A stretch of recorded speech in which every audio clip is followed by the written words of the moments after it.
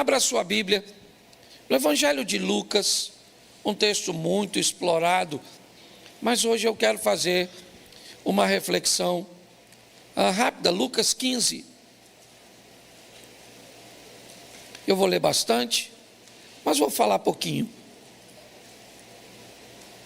A partir do verso 11. Nós vamos do 11 até o 32. E disse: um certo homem tinha 2 filhos, e o mais moço deles disse ao seu pai: Pai, dá-me parte dos bens que me pertence. E ele repartiu por eles a fazenda. Repita comigo, volta no 12. Repita comigo. Ele repartiu por eles. Isso, verso 13. E poucos dias depois, o filho mais novo, ajuntando tudo o que tinha, partiu para uma terra longínqua, e ali desperdiçou seus bens, vivendo dissolutamente. E havendo ele gastado tudo, houve fome naquela terra, uma grande fome, e começou a padecer necessidades. E foi e chegou-se a um dos cidadãos daquela terra, o qual mandou para seus campos a apacentar porcos. E desejava encher o seu estômago com as bolotas que os porcos comiam, e ninguém lhe dava nada. E tornando em si, disse: quantos jornaleiros de meu pai têm abundância de pão, e eu aqui pereço de fome. Levantar-me-ei, irei ter com meu pai, e dir-lhe-ei: Pai, pequei contra o céu e perante ti. Já não sou digno de ser chamado teu filho, faze-me como um dos teus jornaleiros. E levantando-se, foi para o pai. E quando ainda estava longe, viu o seu pai e moveu-se de íntima compaixão, e correndo, lançou-se-lhe ao pescoço e o beijou. E o filho disse: Pai, pequei contra o céu e perante ti, já não sou digno de ser chamado teu filho. Mas o pai disse aos seus servos: trazei depressa a melhor roupa e vesti-lhe, pôr-lhe um anel na mão e alpacas nos pés. Trazei o bezerro cevado e matai-o, e comamos e alegremo-nos, porque este meu filho estava morto e reviveu, tinha se perdido e foi achado, e começaram a alegrar-se. Seu filho mais velho estava no campo, e quando veio e chegou perto da casa, ouviu a música e as danças. E chamando um dos servos, perguntou o que era aquilo. E ele lhe disse: veio teu irmão, e teu pai matou o bezerro cevado, porque o recebeu são e salvo. Mas ele se indignou e não queria entrar. E saindo o pai, estava com ele, mas respondendo ele, disse ao pai: eis que te sirvo há tantos anos, sem nunca transgredir o teu mandamento, e nunca me deste um cabrito para alegrar-me com os meus amigos. Vindo, porém, este teu filho, que desperdiçou os teus bens com as meretrizes, mataste-lhe o bezerro cevado. E ele lhe disse: filho, tu sempre estás comigo, e todas as minhas coisas são tuas. Mas era justo alegrarmos-nos e folgarmos, porque este teu irmão estava morto e reviveu, tinha se perdido e achou-se. Feche os seus olhos. Senhor nosso Deus e Pai, em nome de Jesus, eis aqui a tua palavra. Continua falando conosco e usa-me como um canal de bênção nesta hora. Pelo poder do nome de Jesus, você pode dizer amém? Amém. Isso. Eu separei alguns pontos que eu quero trazer à sua mente para que você possa refletir nesta noite e lhe dar um entendimento, né, de como gerenciar com mais segurança a sua vida. Lucas 15 fala da ovelha perdida, da dracma perdida, e termina com o filho perdido, o filho pródigo. Mas eu quero acompanhar esse texto que eu li com vocês, e eu gostaria que colocasse na tela para ficar fácil, que aí fica visível. Verso de número 11. Isso. Jesus é que vai dizer, é ele que disse. E Jesus disse: um certo homem tinha 2 filhos. Eu quero sustentar essa passagem com 2 outras passagens. Mateus capítulo 7, verso 13, diz: entrai pela porta estreita, porque larga é a porta e espaçoso é o caminho que conduz à perdição. Muitos são os que entram por essa porta. E porque esta porta é a estreita e apertado é o caminho, e poucos, são os que a encontram. O segundo texto é Mateus 6, 24. Ninguém pode servir a 2 senhores, porque há de odiar um e amar o outro, se dedicar a um e desprezar o outro. Não podeis servir a Deus e a Mamão. Preste atenção, porque o texto começa dizendo que havia 2 filhos. E não apenas havia 2 filhos, havia 2 portas. E não 2 portas simplesmente, certo? Mas 2 senhores. O que a Bíblia está tentando nos mostrar é que não podia ter 2 filhos, 3 filhos, não podia ter 3 portas, porque não há uma terceira via, não há um terceiro caminho, não há um terceiro Senhor, não há uma terceira opção, não há uma opção que eu poderia estar isento de fazer parte de uma dessas 2 opções. Quando a Bíblia diz que há somente 2 filhos, que há 2 portas, ok? O que a Bíblia está tentando me dizer é que não existe nada além de céu ou inferno, nada além de Deus ou Satanás. Não existe nenhuma possibilidade, e ela tenta deixar clara, certo? Dizendo que apesar dos 2 serem filhos, e aqui não necessariamente ou obrigatoriamente os 2, teria que ir um para o inferno ou o outro para o céu. A Bíblia é clara em dizer que Deus, certo, tem o desejo que ninguém se perca, mas ela enfatiza isso de uma forma muito intensa, ou seja, não há nenhuma terceira opção. A Bíblia quer deixar clara, não há um morreu, acabou. Não é as coisas findam aqui e o mundo espiritual não existe. Não é isso. E ela tenta deixar isso claro, certo? Falando das 2 portas, expressando os 2 senhores e trazendo à luz os 2 filhos. Então o primeiro passo que Jesus quer mostrar é exatamente esse. Tá certo? 2 caminhos, por isso existem 2 filhos. E aqui cada um, na verdade vai representar caminhos diferentes, e isso ele nos fala no verso seguinte. Coloca por favor o verso 12. O mais moço deles. Coloca o verso 25, por favor.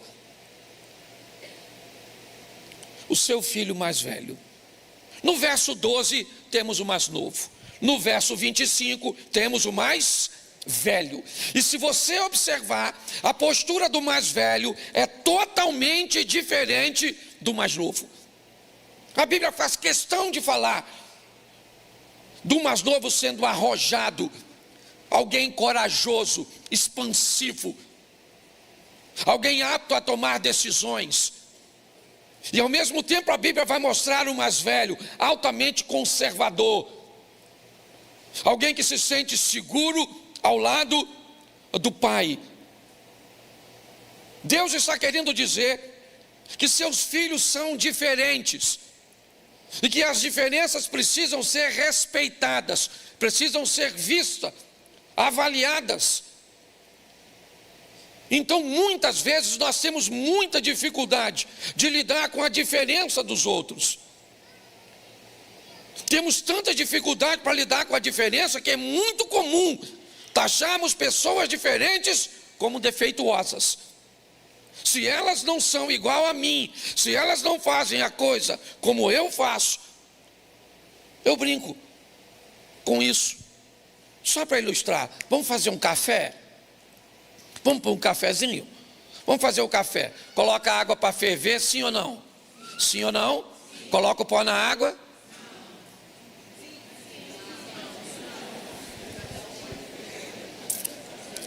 Vamos voltar para o café. Vamos lá? Coloca a água para ferver, sim ou não? Sim. Coloca o açúcar na água. Tá ruim de fazer o café.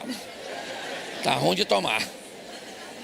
Certo? Deixa eu te falar. Se coloca o açúcar na água, coloca o pó no coador e passa água doce no coador com pó, o que nós fizemos? Isso. Se joga o pó na água, mistura. Joga a água com pó no coador. Depois coloca o açúcar, o que nós fizemos? Isso. Então o que aconteceu? Nós fizemos o café de forma diferente, mas tudo é isso. Mas quando alguém faz o café diferente, se nós não tivermos maturidade, ele está fazendo o café errado. Entende? Então pessoas são diferentes. Deus está nos alertando. Nós fazemos parte de um corpo, vivemos um ambiente de unidade. Então a probabilidade de um ser igual ao outro é quase zero. Então os filhos de Deus são diferentes. O mais novo tem um temperamento, um comportamento, uma maneira de ver o mundo. O outro, certo, tem outra maneira, mas os dois são filhos de... Então olha para quem está do seu lado e diz: você é filho de Deus. Esquisito, mas é. Porque nós temos por hábito, se a pessoa não é igual a nós, se ela faz de forma diferente, se ela pensa de forma diferente, você está entendendo? O modelo de oração é o meu. O lugar que eu sinto a presença de Deus, todo mundo tem que sentir. Então é só alguém não cumprir o protocolo que vai ser taxado. Então está lá o filho mais moço no verso 12 e o mais velho no verso 25. Então filhos não são iguais. Mas olha o verso 13. Poucos dias depois, o filho mais novo, ajuntando tudo, partiu para uma terra longínqua. E aqui nós estamos entendendo o que Jesus quer dizer, por que ele foi embora. Ele foi embora porque estava a fim de administrar os seus bens. E aqui, certo, indica que ele não sabia administrar, mas queria ter a administração. Então qual era o problema desse filho? É que ele não estava concordando com a administração do pai. Os limites que o pai estabelecia, a maneira cuja qual o pai regia dentro da casa, certo? Não lhe agradava. Então ele não está querendo só seus bens, ele quer sair debaixo de uma administração que ele considera mas ele não sabia administrar. Mas eu aprendi uma coisa, que não saber administrar não é tão ruim quanto não saber que não sabe administrar. Porque quem sabe que não sabe administrar já sabe alguma coisa. E o problema é que tem gente que não sabe que não sabe. E quando você não sabe que não sabe, você pode correr o risco de pensar Dilma Rousseff. Certo? Então ele acha que sabe. A pressão na casa do pai, por quê? Porque ele é um garoto com personalidade aguerrido, porque tem filho assim, rebeldezinho, certo? Ele quer ir, e Deus está falando, é filho dele, sim ou não? Os dois aqui são filhos dele. O pai dessa história é o próprio, e Deus está falando de seus filhos. E ele está dizendo: eu vou embora, vou pegar minhas coisas e vou viver a minha vida. E lá vai ele viver a vida dele. No verso 3, desperdiçando tudo, vivendo dissolutamente. Lá está ele, sexo, droga e rock and roll, Woodstock. O garoto está botando para quebrar, certo? Longe da casa está vivendo do jeito que quer. Certo ou errado? Certo ou errado? Isso aí. Eu não vou dizer que está certo nem que está errado. Eu só vou dizer que cada um aprende da forma que precisa aprender. Tem gente que aprende direitinho, se você falar. Tem gente que não aprende. Tem gente que não aprende. Tem gente que não aprende. Tem gente que não adianta, você pode falar, ele tem que ir, ele tem que apanhar, ele tem que sofrer, porque se tem uma coisa que ensina a pessoa e faz as pessoas mudar, chama-se sofrimento. Te falaram, para de comer gordura, para de comer açúcar, diminui o sal, dorme mais, se estressa menos. Você nunca aceitou. Mas um dia você estava andando assim e alguém pagou o interruptor. E você, puf! Acordou lá no hospital, se deu tempo, com aqueles troços tudo coladinho assim, com aquela geleiazinha. Onde eu estou? É na porta da morte. Quase morreu. Aí descobriu que tinha uma veia entupida, enfiou uns estentes, se atirou daqui, mandou para cá. Menino, não toma mais Coca-Cola. Se vê você comendo sal, briga. Entendeu? Corre de dia, de noite, de madrugada, corre até dormindo, faz exercício. Por que mudou? Porque sofreu, é verdade. É verdade. Sua mulher reclamava contigo: meu amor, você está sem tempo, meu amor, cadê você, meu amor, fica aqui perto de mim. Você não tinha tempo. Quem apareceu? Ricardo apareceu. Ricardo tem dinheiro? Não tem. Ricardo é bonito? Não tem. O que Ricardo tem? Tempo. Ricardo é tão atencioso, ele tem tempo para tudo. Ricardo tem tempo. Ah, pastor, eu amo minha mulher. Tá certo? A senhora, seu marido falou: minha filha, pelo amor de Deus, vamos embora, minha filha, vamos lá, você está sempre offline, vamos embora, minha filha, sempre, vamos embora. A senhora: não, estou com dor de cabeça, estou cansado, estou com isso, estou estressado. Quem é que apareceu? Jezabel apareceu. Jezabel não tem nem cabeça para doer, é ou não é verdade? Quanto mais indisposição, porque tem gente que só muda se sofrer. Então cada um, eu não estou nem falando que está certo ou você está errado, eu só estou falando de ambiente de transformação. Então tem gente que precisa estar exposto, sim. Lá foi ele. E no verso 14, quem é que aparece? Aquela que aparece para todo mundo, a crise. E ela veio depois que ele gastou tudo, senão não é crise. Quando ele gastou tudo, houve naquela terra. Que terra é aquela? Que terra é aquela? É a terra distante de seu pai. Entendeu? É distância dos domínios do pai. Teve uma grande e ele começou a passar. Então a crise vem para todo mundo. Não é só para você não. Você pensa que é só você que está em crise? Nós estamos aqui hoje vivendo crise diferente. Tem uns que estão sem grana, outros estão em grana, mas estão sem saúde. Outro está com a saúde danado, mas não tem grana. Outro tem saúde e grana, mas está com o casamento tudo destruído. Outro está com o casamento tão bom, tem saúde, tem grana, mas está com os filhos perdidos. Então a crise, ela vem para todo mundo. Tá certo? Então, ele está lá, vivendo a crise. E quando a crise chegou, ele descobriu uma coisa muito legal. Verso 15. Foi na crise e chegou-se a um dos cidadãos daquela, o qual mandou para os seus campos apacentar os porcos. Quando a crise chegou, ele vai descobrir algo muito importante. Ele também teve uma crise existencial na casa do pai. E quando ele estava na casa do pai e teve uma crise, ele foi conversar com o pai. E o pai lhe deu uma herança. Agora a crise chega para ele de novo, mas ele não está na casa do pai. Ele está num ambiente estranho.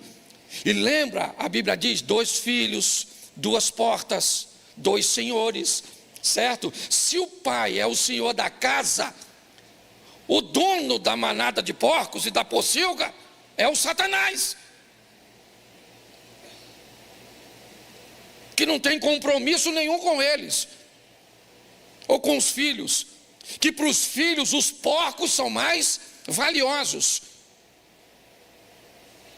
O texto indica que ele, apesar de cuidar de porcos, a ração que ele recebia como comida, como pagamento, não era suficiente sequer para saciar sua própria fome. O texto faz questão de dizer, pelo menos de insinuar, que ele não dava comida para o porco. Porque se ele desse comida para o porco, ele não precisava pedir, era só pegar. Alguém acima deles. É como se esse garoto só tivesse naquela pocilga para limpar o chiqueiro. Olha, quem está contando a história é Jesus. Na casa do pai eu tenho uma crise, eu vou no pai e eu tenho herança. Na casa do outro pai, porque também é pai. A Bíblia diz que muitos têm o diabo como pai. É assim que funciona. Uma paternidade que, na verdade, ela não é real, ela é adotiva, porque todos nós somos filhos de Deus, a não ser que se negue. Então esse é um texto, certo? Nesse momento, ele vai descobrir uma realidade. E quando ele olha para a realidade do verso 15, ok? E o 16...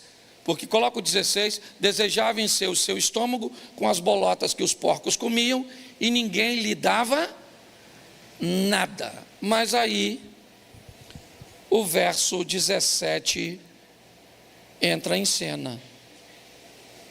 Tornando em si, disse: quantos jornaleiros ou trabalhadores, operários de meu pai, têm abundância de pão, e eu aqui pereço de fome.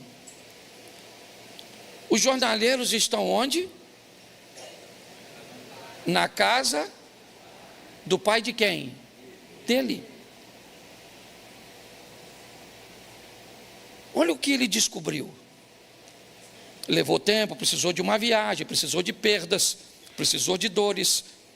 Mas lá ele olha e diz: quantos trabalhadores do meu pai, eu estou nessa situação, mas eu ainda tenho pai. Ele olhou para o passado. O presente dele não é bom, não. Mas agora ele consegue olhar para o passado e lembrar que ele ainda tem mesmo estando naquela situação, ele ainda tem um pai. A decisão de ir foi dele. Mas quando nós lemos o 18, põe o 18 por favor. Levantar-me-ei, irei ter com meu, e dir-lhe-ei: pai, pequei contra o céu e perante, verso 19, já não sou digno de ser chamado teu, faz-me como um dos teus jornaleiros, dos teus empregados. O garoto não perdeu só dinheiro, ele perdeu mais. Não foi só valor monetário que ficou nessa viagem. Ele está aprendendo o valor da casa do pai. E nem sempre o valor da casa do pai se descobre na casa do pai. Às vezes o valor da casa do pai você só descobre lá fora. Às vezes você só descobre o valor de uma esposa a hora que a esposa vai embora. Você só descobre o valor do marido a hora que o marido vai embora. Você só descobre o valor do pai quando ele está no caixão. E quando ele vai embora. E você agora. Porque ele resolvia coisas e você não precisava de resolver. Ele pensava para você não precisar de pensar muitas vezes. Ele deixava de comer, e tem muita gente que sabe que já fez isso, para colocar o melhor pedaço do frango no prato do filho. Ou muitas vezes dizer para um filho, não estou com fome, e estava, certo? Para que o filho tivesse do bom e do melhor. Nem sempre as pessoas conseguem descobrir os valores no lugar que deveria descobrir. O garoto descobriu o valor do pai lá longe, lá na casa do outro. Quando o outro mostrou para ele o que era a paternidade, ele não gostou. E quando ele não gostou, ele lembrou que aquele não era seu pai, e que ele tinha um pai. E ele disse, eu vou voltar, e vou falar com meu pai. Olha só, se você analisar direitinho, ele volta para casa se sentindo mais filho do pai que ele descobriu no caminho do que do próprio pai. Tanto é que ele diz, não precisa me tratar como filho, me trata como um dos seus empregados. Eu descobri o valor de estar na presença do meu pai. É isso que Deus está tentando nos mostrar. Muitos de nós não precisaríamos passar pelas coisas que passamos, sofrer o que sofremos. Mas se você tiver num sofrimento, não se desespere. Não se esqueça, você ainda tem um pai. E ele está onde sempre esteve, no controle de todas as coisas. Pare de olhar seus erros como uma fatalidade. Seja honesto e corajoso o suficiente para colher. Eu sempre digo, essa semana Mary falou comigo, falou, Cláudio, eu gosto daquele texto seu que diz o seguinte, se você plantou um limão, vai ter que colher isso. Então conte com a misericórdia de Deus para te dar um pouquinho de açúcar nessa limonada. Mas o limão você vai ter que colher. E a misericórdia do Senhor, Ele está. E o texto agora diz assim, verso 20.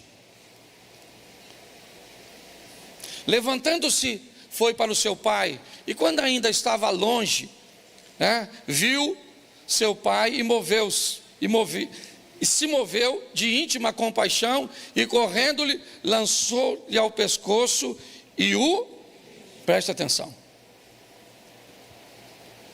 o pai estava esperando ele. É isso que Jesus está dizendo, certo? O filho então diz no verso 21, e o filho lhe disse, pai, pequei contra o céu e perante, já não sou digno de ser chamado teu, isso. Eu precisei ir lá fora para saber o valor aqui de dentro.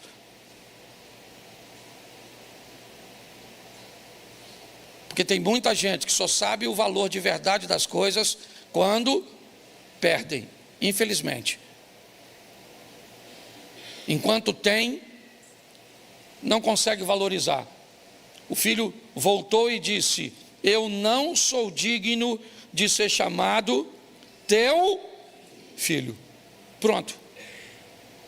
Voltei, mas voltei numa posição que para mim a posição de servo está boa demais. Mas ele voltou para a casa do pai, verso 22. Mas o pai disse aos seus servos, não falou com ele. Ele não falou com ele. Ele está sem autoridade naquela casa. Até o presente momento, para os servos, ele não é mais nada. Os servos não têm autoridade para dar nada para ele, nada, porque nada é dos servos, tudo é do pai. Então o pai diz aos servos, está ali, trazei depressa a melhor roupa, vestilho, põe-lhe um anel na mão e alparcas e sandália nos pés. Pega esse menino que saiu cheio, voltou vazio, saiu rico, voltou pobre. Mas saiu soberbo e voltou humilde. Saiu pecador, mas voltou consciente. Então faz o seguinte: pega uma roupa nova agora e coloca nele. Pega um anel nosso, um sinete, um símbolo da nossa família, e enfia no dedo dele.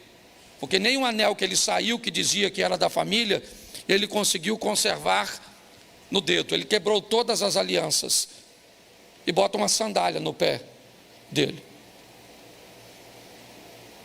Olhe bem, o que esse menino agora vai alcançar é a reintegração feita pela misericórdia do Pai. É a misericórdia. O pai é Deus, o outro pai, o dono dos porcos, não. Para ele o porco, aquele ali não é filho dele, certo? Não, ele não é filho dele, está trabalhando para ele, mas não é filho dele. Eu não tenho vínculo com você. Aliás, olhar para você é um grande desgosto, porque você me traz a lembrança do meu pior inimigo. Você não é meu filho, você é filho do meu inimigo. Então eu vou te tratar assim. Aqui não vai ter refresco para você. E Jesus foi bem claro: 2 filhos, não são 3. Eu não tenho como não fazer parte disso. Eu não tenho. Não existe uma terceira opção cuja qual eu, certo, possa escolher. Por isso muitas pessoas dizem que não há livre-arbítrio, porque você não tem uma terceira opção.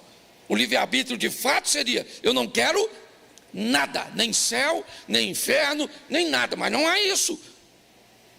Não vou discorrer nisso, mas muitas pessoas defendem isso. Mas quando nós olhamos para cá, você não vê nada.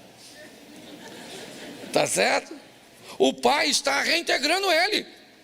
Coloca uma roupa, coloca um anel e coloque uma sandália. Verso 23, dá para colocar, santo? Glória a Deus. E trazei o bezerro. Isso, lembra? O que é o bezerro cevado? Quem aqui lembra do... Quer ver? 2 coisas que eu... É porque talvez a minha realidade não seja a sua. Era março e marcava o casamento para novembro. Então o que fazia? Arrumava um porco.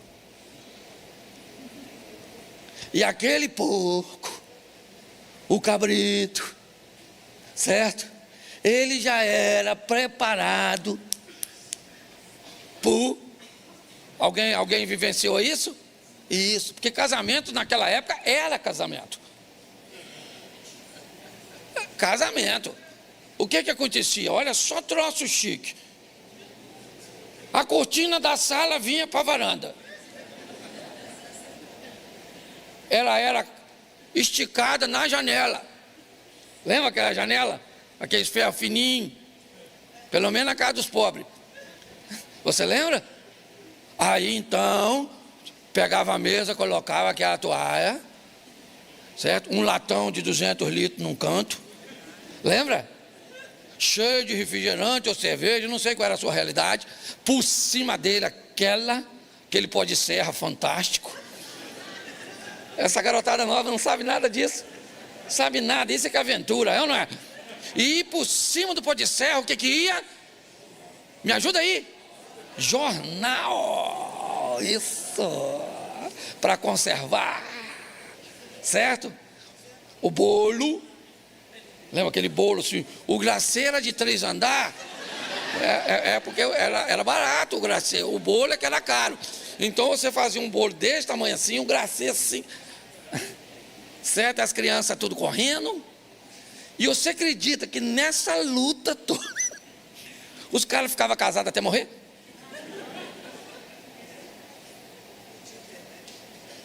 Lembra disso? Aquele docinho. Lembra? Tinha uns que eles ainda passavam ele numas bolinhas redondas, dura que só o cão, lembra? Você lembra disso? Você lembra disso? Por isso que nós temos história, rapaz. Essa turma mais antiga, isso é igual Highlander, só morre se cortar a cabeça, é ou não é verdade? Não é? E a turma hoje, não, hoje, menino, casa em castelo. Castelo! É, você entra, aquelas taças, tudo de cristal. Isso, dura uns 6 meses o casamento, sim. Uns 6 meses, depois acaba. Mas vamos voltar para o texto aqui, que eu não sei o que eu fui fazer lá no casamento, não é? Mas era só para falar do cevado. É, isso aí. Olha só, o bezerro estava guardado para um momento especial. E agora o momento especial chegou. Quem chegou? O filho perdido. O pai mandou, pensa. Tá tudo bom, sim ou não? Isso, reintegração de posse. Mas o verso 25 do 15 pula. O filho mais velho, que estava no campo, certo? Quando veio, chegou perto da casa, ouviu a música então ele já sabia que tinha uma festa. Isso. Sem ele. Ele estava fazendo o quê? Provavelmente trabalhando, moleque trabalhador. Chapa quente. Quando ele chegou perto, aí, olha só, bota o 26. Chamando um dos, a casa de quem? A casa de quem? Então, a quem ele deveria perguntar? O pai. Vai perguntar quem não deve, vai escutar o que não deve. Pegou um dos servos e perguntou o que era festinha. O servo mandou bala. Cheguei. Festa, maluco. Festa. Vou te falar aqui. Não quero botar lenha na fogueira, não. Mas duvido se acertar quem está lá dentro. Duvido. Certo? Te pagam uma Coca-Cola se você acertar quem está lá dentro. Sabe quem é? Não vou falar que você não vai saber. Teu irmão. Pô, meu irmão voltou? Beleza. Não. Escuta aqui. Voltou pobre. Sujo. E falou para o seu pai tudinho, não escondeu nada não. Falou que pegou as piriguetes mesmo. E que chapou o coco. Que foi para a calçada da fama. E que foi. Falou que foi. E que bebeu isso. Que Jesus bebia. E ele bebia também. E que não tem pegar. Porque se você pergunta quem não deve, você está entendendo? Vai trazer alguém para visitar a igreja. Tem dúvidas a respeito de algumas coisas. É divórcio, é vida sexual, é dinheiro. Não pergunte a qualquer pessoa. Porque senão isso pode comprometer sua caminhada. Ao invés de perguntar o dono da casa, perguntou ao criado. Pronto. Olha o que o criado falou. Ele disse: veio teu irmão. Entendeu? Contou a parada. Teu pai pegou o bezerrão, maluco, sabe? O cevadão. O bezerro de ocasiões especiais. E matou só porque o recebeu. São. Ô gente, deixa eu falar uma coisa para você.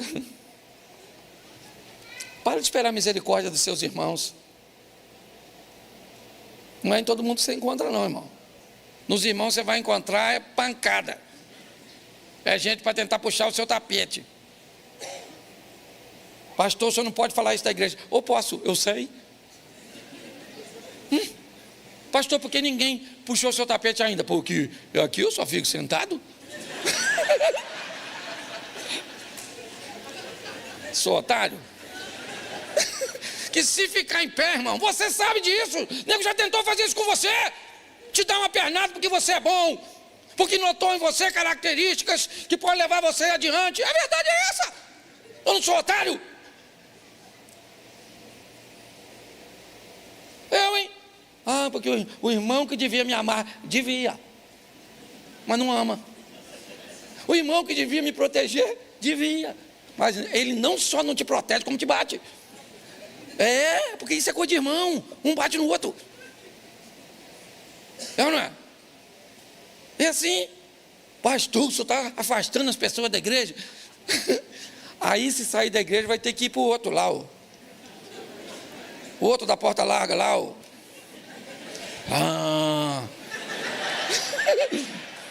Quer ir, maluco? Quer ir? Não, né? Eu falo mesmo, dane-se. É porque os caras deveriam ou não deveriam? A gente deveria ajudar, a gente deveria... Mas não, o cara está lá. E olha só, olha bem como é que o negócio funciona. Verso 29, já estou acabando já. E saindo o pai. Volta no 28 aí. Volta no 28. Mas ele se indignou e falou: não entro nessa festinha. Por que ele não entrava? Porque ele não concordava com a festa. Deixa eu explicar uma coisa para você, filho de Deus. Quando Deus fizer uma festa para tu, quem quiser entrar, que entra. Quem não quiser, fica do lado de fora. Não concordo com o que Deus está fazendo na vida dele. Então, amanhã faz 2 dias. Não concordo com o que Deus está fazendo. Nossa, você não concorda com o que Deus está fazendo na minha vida? Eu estou tão preocupado com isso. A festa está rolando, sim ou não? Sim. O filho está fazendo o quê? O que voltou? Está na festa, menino. Comendo, bebendo, se divertindo. Falou que ele ficou sem filho, que eu voltei para papai. Papai é 10. Ainda me reintegrou na família. E o outro está lá: não entra, não concordo. Ela é mais feia que eu, mas casou. Ele não sei o quê, ele é mais burro que eu, mas... Porque tem gente que quando a festa... Não vai para que isso, palhaçada. Para de achar que os outros... Aproveita que o pai está te dando uma festinha e manda bala. Então, já que o filho não quer entrar, ele não quer entrar, mas ele também é... Então lá vai o pai.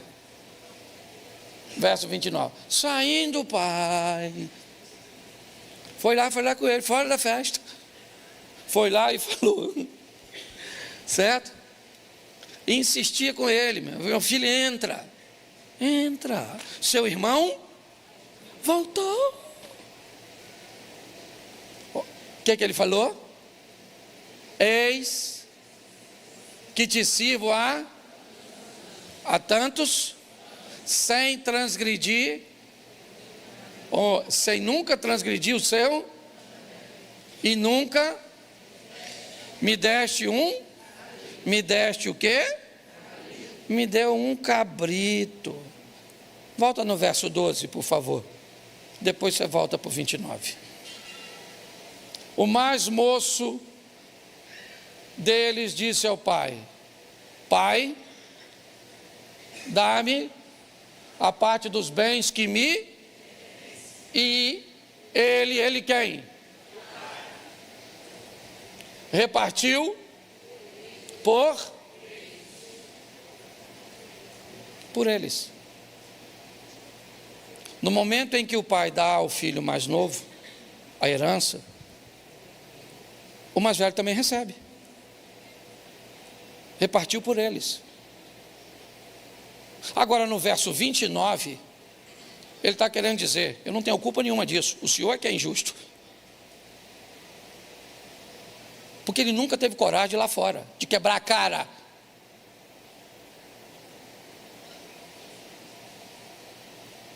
Porque se ele fosse lá fora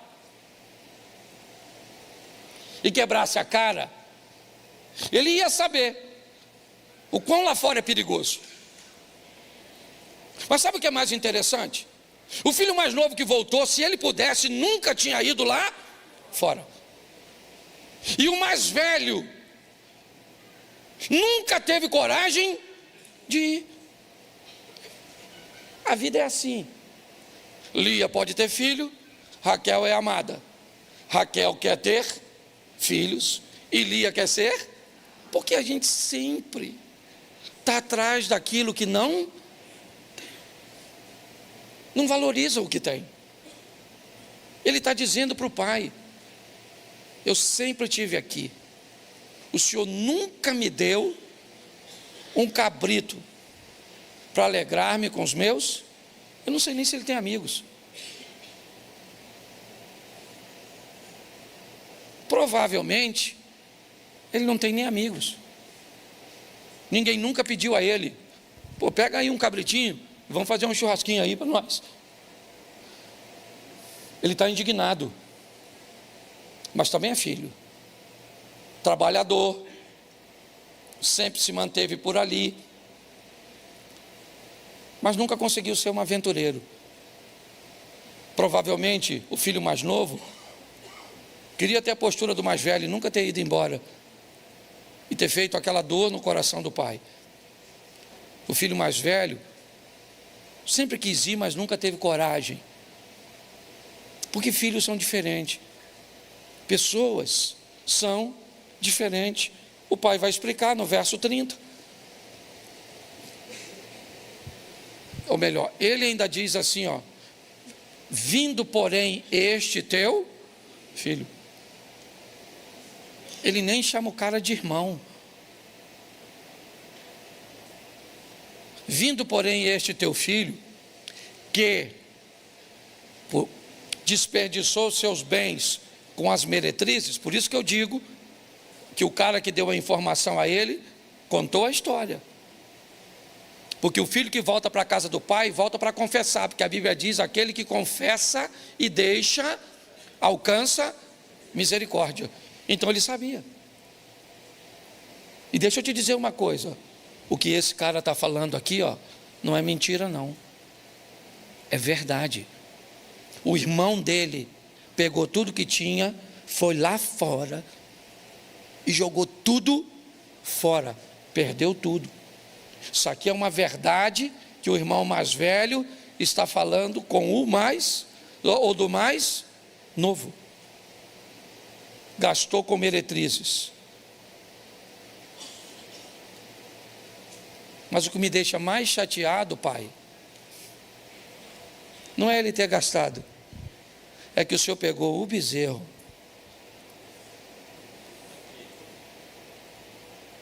o bezerro que, se alguém merecesse a morte desse bezerro, deveria ter sido eu. O que mais me dói não foi o que o meu irmão fez, foi o que o Senhor fez ao ver meu irmão de volta. É isso que eu não concordo. Eu não concordo dessa pessoa ter um passado tão ruim, de ter matado, de ter feito isso, de ter vivido uma vida desse jeito. Eu não concordo.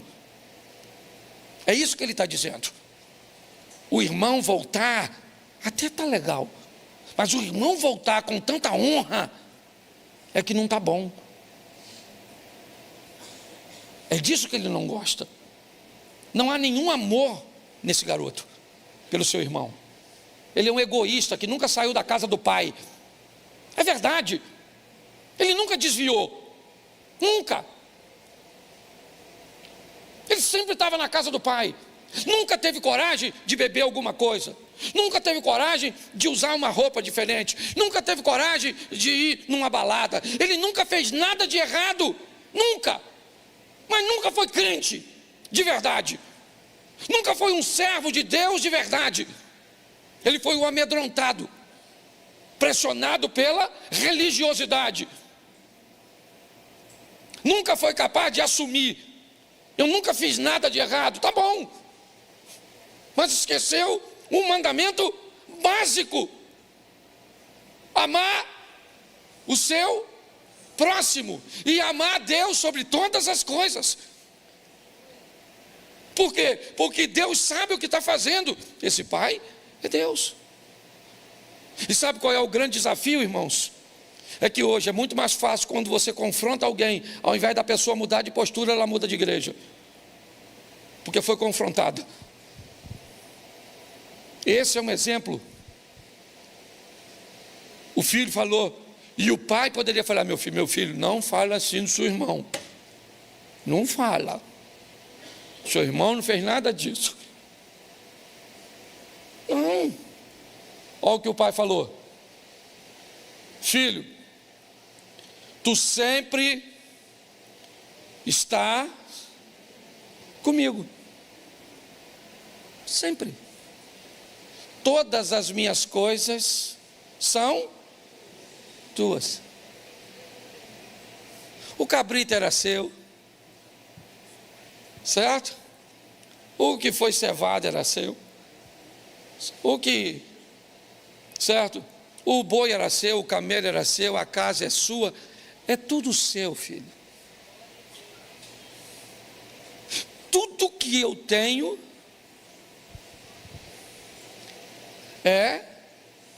todas as minhas coisas são menos uma.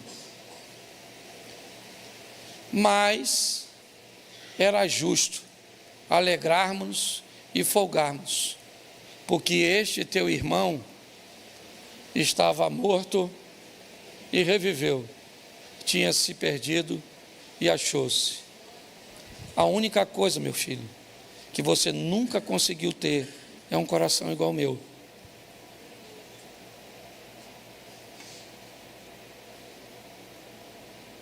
Tudo que eu tenho é teu,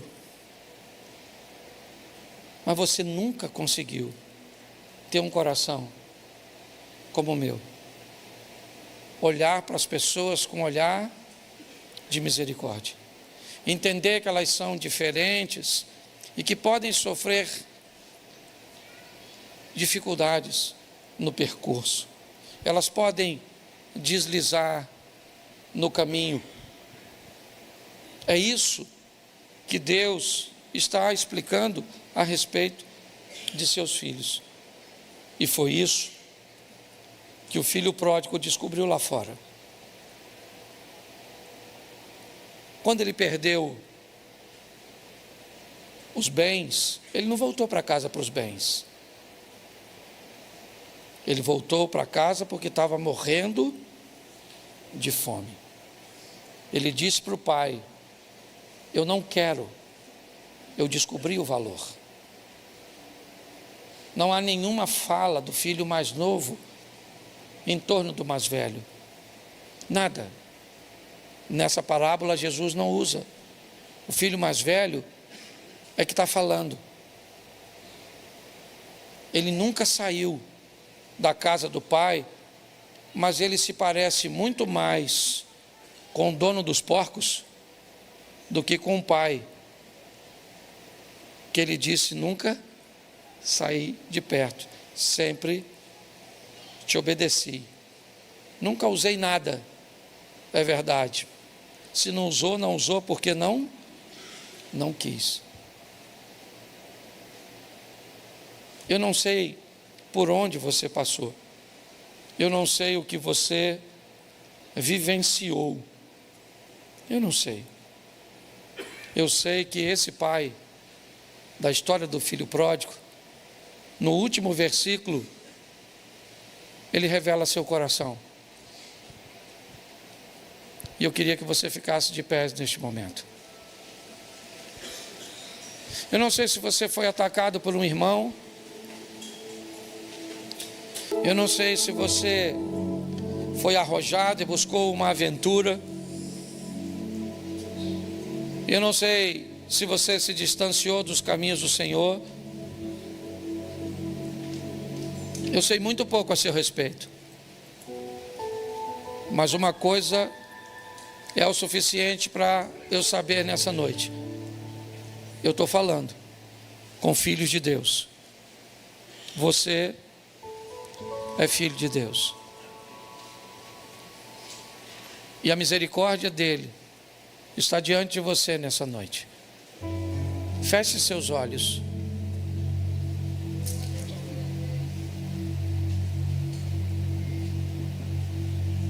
Se essa noite Deus te trouxe aqui para dizer a você, meu filho, minha filha, eu vou reintegrar você nessa noite. Eu vou te receber. Eu vou cobrir a sua vergonha. Eu vou colocar um anel no seu dedo. E todos saberão a que família você pertence de posse desse anel. Eu vou colocar sandália nos teus pés. Se nessa noite Deus te trouxe aqui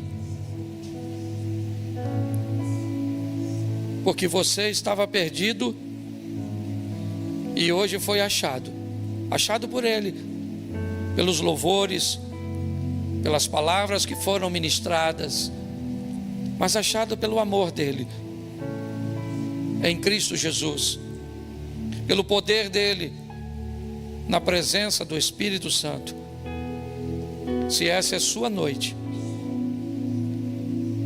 você quer voltar para Jesus ou recebê-lo pela primeira vez, só se tiver alguém assim, levante sua mão neste momento. Eu quero orar por você. Tem alguém que quer hoje voltar a Jesus e dizer: Pai, eu quero voltar para os teus caminhos. É só levantar sua mão e eu vou orar por você. Normalmente eu não sou de fazer isso. Quem sabe caminha comigo, eu gosto de deixar as pessoas bem à vontade. Mando ir na salinha. Mas hoje o modelo é esse. Você quer voltar para Jesus? Agora é a hora. Você quer recebê-lo pela primeira vez? Agora é o momento. Se essa é a sua noite, levante a sua mão. Se você está afastado, desviado dos caminhos do Senhor e hoje você quer voltar. Tem alguém assim? Isso. Tem mais alguém? Eu não gosto de ficar fazendo apelo, porque parece que a gente está pressionando as pessoas. E se tem uma coisa que eu gosto é de deixar os nossos visitantes bem à vontade. Mas se hoje ouvires a voz do Senhor, não endureçais o vosso coração. Você chegou sozinho aqui, mas pode sair daqui acompanhado. Se essa é a sua noite, ainda dá tempo para você. Tem mais alguém? Levante a sua mão. Não?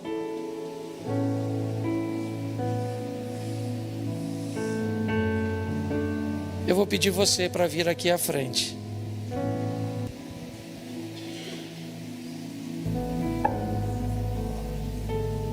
Oi? Sim, ela está vindo aqui.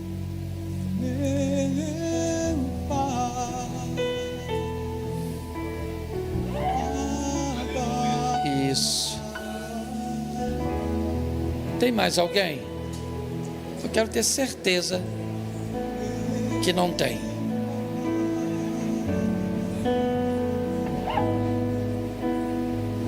Não tem?